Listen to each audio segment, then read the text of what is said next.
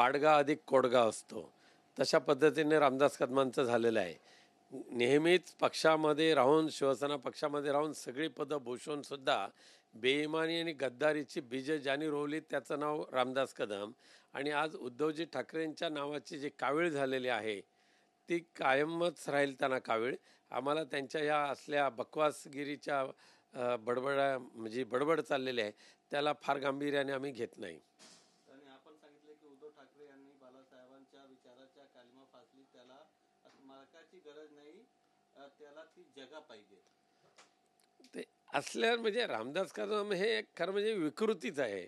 आणि त्यांच्या बडबडण्याला किंवा त्यांच्या अशा पद्धतीच्या वायफळ बोलण्याला स्वतः मुख्यमंत्री देवेंद्र फडणवीस सुद्धा फार किंमत देत नाहीत.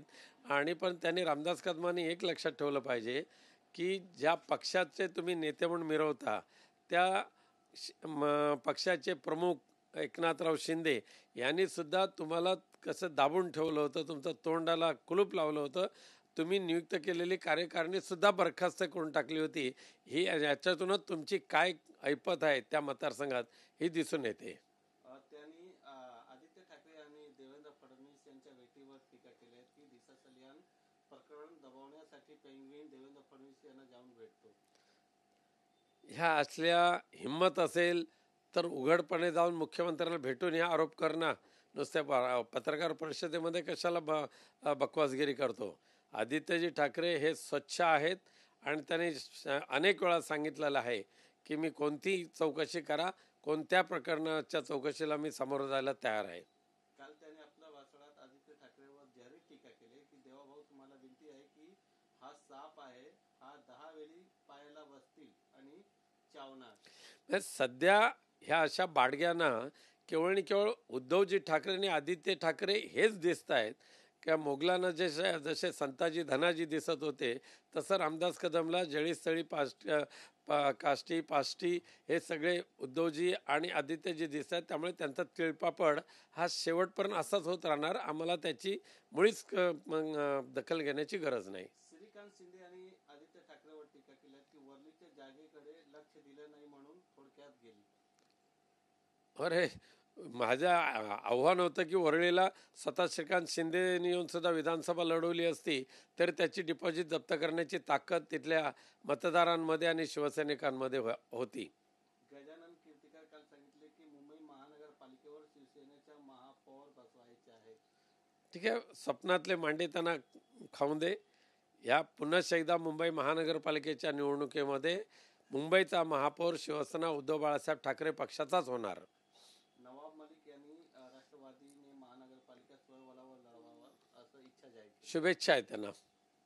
परलीमध्ये अजून एक सरपंचाच्या अपघातात दुर्दैवी मृत्यू झाला आहे. नाही, सातत्याने सरपंचांच्या होणाऱ्या हत्या हा एक गंभीर विषय बनलेला आहे. काल सुद्धा एक जी पुन्हा सरपंचाची जो अपघाती मृत्यू झालेला आहे त्यांना पण ती हत्याच आहे. पण कोणत्या ना कोणत्या परिस्थितीत गावाच्या विकासासाठी गावाच्या हितासाठी झटणारे प्रामाणिकपणे काम करणारे सरपंच आहेत. त्यांना हे भ्रष्टाचारांची जे काही टोळकं आहे हे टोळकं त्यांच्या जीवावर उठलेलं आहे. माझं विनंती मुख्यमंत्री आणि गृहमंत्री देवेंद्रजी फडणवीस यांना आहे की संपूर्ण बीड जिल्हा हा केंद्रशासितच करा आणि त्याच्यावर थेट तुमचं नियंत्रण ठेवा तरच हा बीड जिल्हा सुधरेल. नंतर ते नाहीतर त्या जे काही भूमाफियांचं वाळूमाफियांचं सिंडिकेट आहे ते तिथल्या प्रामाणिक लोकप्रतिनिधींना जगू देणार नाहीत.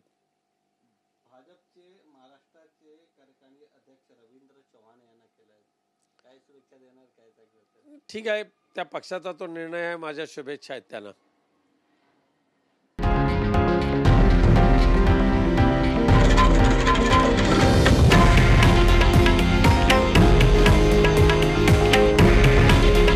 हे आहे देशातील नंबर 1 न्यूज नेटवर्क आणि आपण पाहत आहात TV9 मराठी.